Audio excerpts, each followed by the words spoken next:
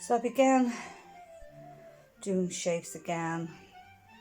I was going to begin making a mandala,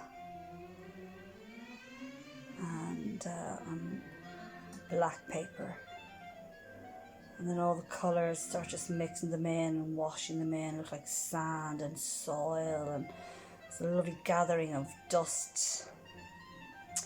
And then I went outside to the garden. I was going to take some beautiful leaves I had, and by accident I walked on the piece of work I was working on, and then I actually liked it, walking on earth,